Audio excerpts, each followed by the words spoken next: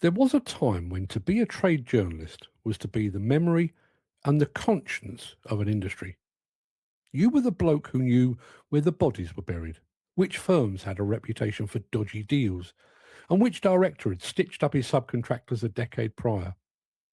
You provided the single most vital element in any piece of reporting: context. But we're now living in an age of snapshot journalism, a shallow, high-speed wilderness where the collective memory of the trade press spans roughly 48 hours, and anything that happened before last Tuesday might as well belong to the Bronze Age. We've entered an era where reporters have stopped being journalists and have transitioned into transcribers, operating with all the critical thinking and historical depth of a goldfish. The primary catalyst for this collective amnesia is the absolute tyranny of real-time online publishing. The modern trade press lives in a state of perpetual panic, desperate to satisfy the appetite of the Google search algorithm.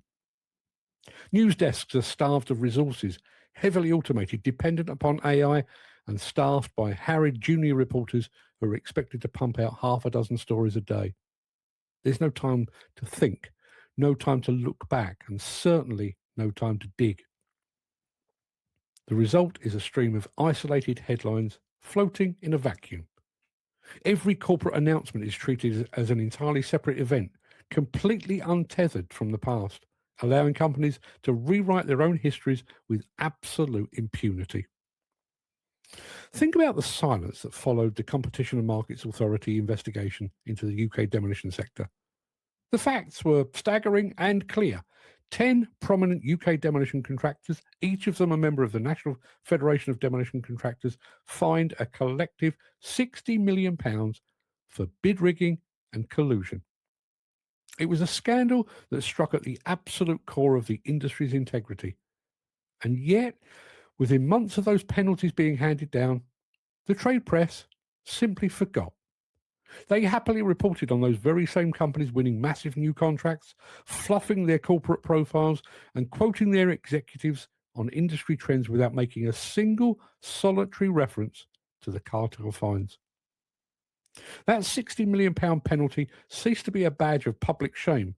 It was treated like a minor glitch, entirely erased from the narrative because the reporter on duty couldn't be bothered to type the company's name into the Google search bar. That failure to connect the dots does more than just let the colluders off the hook. It actively distorts the economic reality of the sector. Take the recent coverage of the house builder Vistry.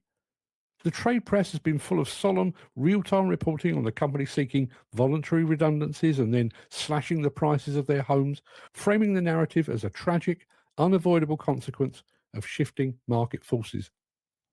Not a single publication saw fit to look back 3 short years to the moment Vistry marched out to its supply chain and aggressively demanded retroactive 10% discounts on contracts that had already been signed and agreed.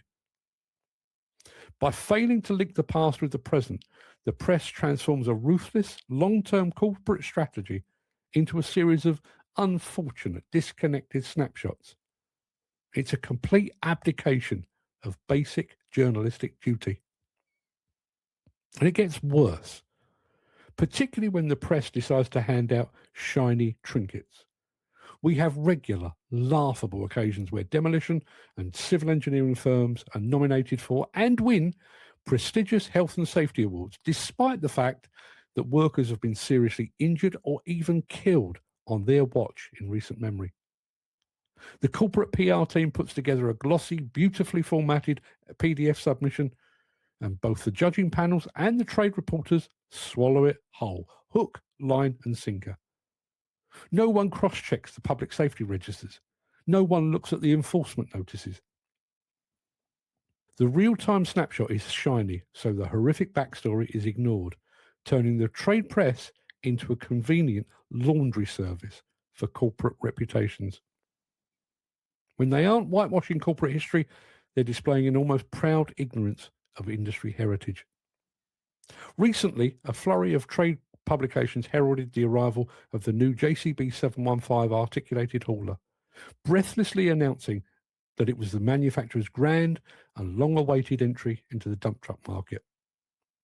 Anyone with a shred of industry memory or the basic wit to do 5 minutes of homework knows that JCB was involved in the articulated truck business back in the late 80s and early 90s. This was a return rather than historic entrance to the new sector. By failing to report that basic historical truth, journalists missed the only questions that actually mattered. Why did JCB leave the market back when it did? And what's changed in the earth-moving landscape that has made them want to risk a return to that hauling sector today? Instead of asking those probing questions, modern reporters are easily hypnotized by the simple illusion of proximity. Just this week, a prominent UK trade publication announced that Komatsu had launched its new PC220 LCI-12 excavator. Now, technically, the words were accurate. Komatsu had indeed launched the machine. The hitch in that narrative, though, was that the global launch took place at the Bauma exhibition over a year ago. A journalist had been invited along to an event, sat through a presentation, and because it was happening right in front of his face in real time, he simply presumed it was brand new breaking news. He was so busy rushing to hit the upload button that he forgot to ask the most fundamental, obvious question in the textbook. Have we seen this before? And this is what happens when journalism trades depth for velocity. When you eliminate context, you eliminate the power to hold the powerful to account and to report the truth.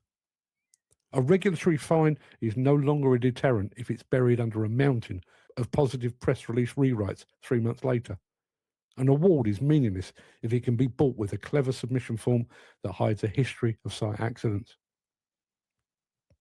When journalism loses its memory, it loses its power. Until journalists remember how to look to the past, their reports of the present will remain entirely worthless, and it will put at risk their future as a serious source of news.